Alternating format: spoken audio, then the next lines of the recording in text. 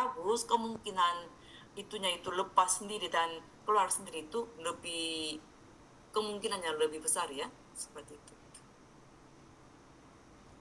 Untuk lambung dan GERD bisa ya, tadi Bu Esther udah sampaikan ya, hemohim bisa. Ya. Lalu untuk kanker Bu, dosisnya berapa biasa yang dianjurkan oleh KRI?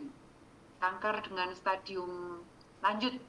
Untuk saat ini, kalau kita kirim email ke KRI ataupun kita tulis pertanyaan di homepage-nya KRI tentang berkaitan dengan hemoin, mereka tidak menjawab.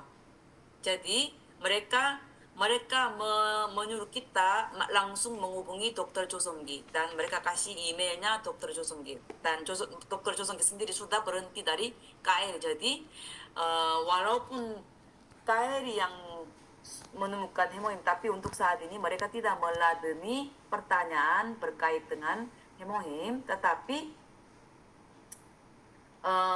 jadi ini dari KR-nya sendiri harus minum berapa ini tidak ada, nggak ada jawaban dari KR-nya ya. Tetapi mengingat kalau sudah kanker, sudah jelas kanker, mengingat hemonya itu bisa mengaktifkan NK sel, aktivitas NK sel dan membantu memproduksi sitokin. Menurut saya ya ini sudah kanker, apalagi kalau stadiumnya tinggi, menurut saya sih ya 56 sampai lebih dari juga menurut saya sih tidak apa-apa ya. 5 sampai 6. Ya. Kalau Mr. Pak pernah cerita nggak beliau minum berapa dulu Bu Esther? Oh enggak cerita. Nah, maklum kita nggak bisa mengharapkan jawaban dari mereka yang petinggi-petinggi itu, karena kalau Mister Baghangil yang bicara dulu saya mengkonsumsi berapa misalnya 10 sachet loh, kalau beliau bilang begitu itu akan menjadi patokan bagi para atomian dan itu sangat bahaya. Jadi para petinggi-petinggi itu tidak akan bicara. Oke, siap. Soalnya di luaran sana dulu dengernya minum 15 saset sehari, minum ini, minum itu. Ya udah, berarti tetap mereka nggak akan cerita sih ceritanya. Ya, karena pemimpinnya bicara itu menjadi patokan bagi atomian kan, dan itu bisa menjadi masalah, jadi mereka tidak akan bicara. Ini Bu Melia kanker payudara, kondisinya udah sesak napas. Hemohem berapa bagusnya buat dikonsumsi? Dia menjalani 5 kali kemo lagi. Kalau cuma 1-2 saset pasti kurang ya. Kurang. Nah, saya baca uh, dari uh, tulisan yang berkaitan dengan KRI, tapi saya lupa baca di mananya gitu. Nah, hemoim ini lebih khusus, lebih bagus untuk wanita. Nggak tahu kenapa. Jadi, hemoim ini maksudnya lebih mempan ke penyakit-penyakit wanita gitu. Jadi penyakit payudara kah, penyakit kanker indung telur kah, penyakit rahim kah, penyakit wanita itu lebih mempan daripada penyakit-penyakit yang khusus penyakit laki-laki gitu.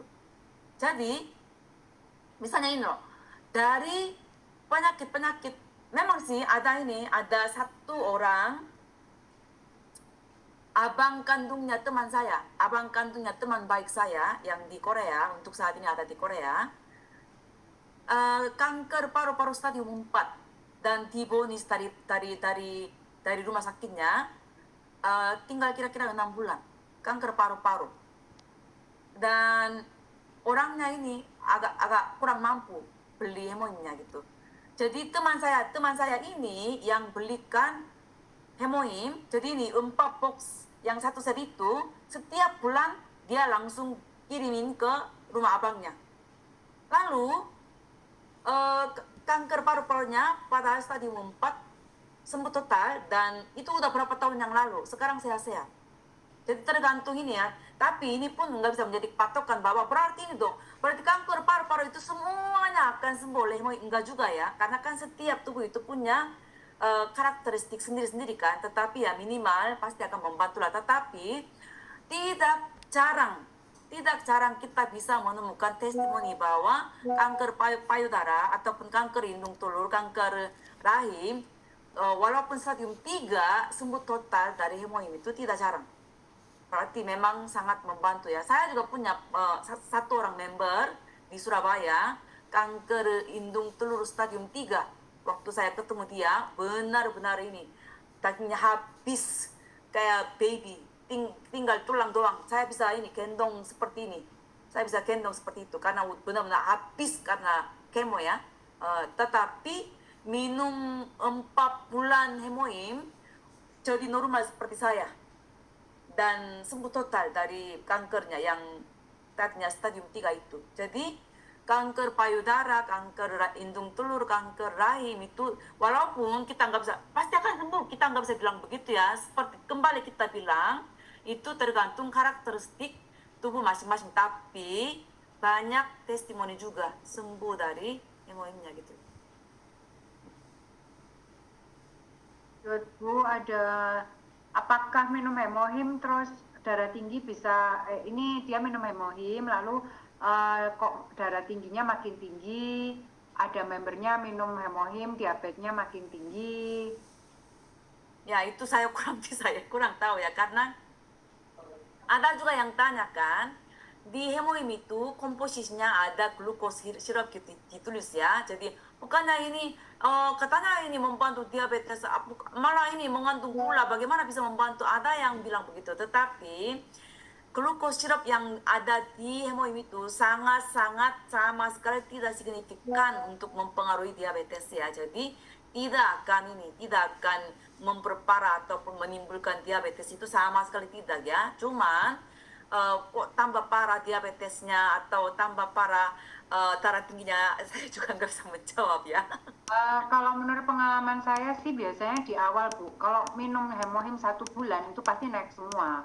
Oh Entah ya. gula darah, entah itu darah tinggi, entah itu kolesterol, itu kalau 1 bulan dan minumnya istilahnya meskipun rutin, itu pasti akan naik dulu karena itu healing crisis. Nah, kalau hemohim itu kan berarti perbaikan di dalam tubuh kita.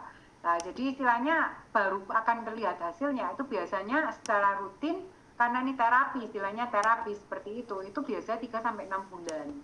Itu baru dilihat hasilnya. Kalau minumnya baru 1 bulan, cek pasti naik semua, itu udah pasti. Fania seperti itu ya. Untuk riwayat jantung boleh minum red ginseng nggak Bu Esther? Jantung. Jantung. Red ginseng boleh nggak? Kalau saya ya, di PPT yang tadi di bagian belakang kan ada tentang Ong Samdan kan. Nah, ketika saya mendengar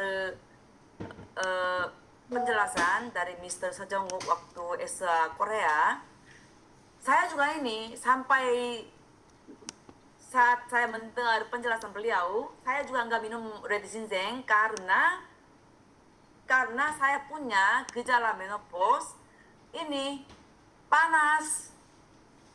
Saya panas banget ininya, wajahnya sampai ini.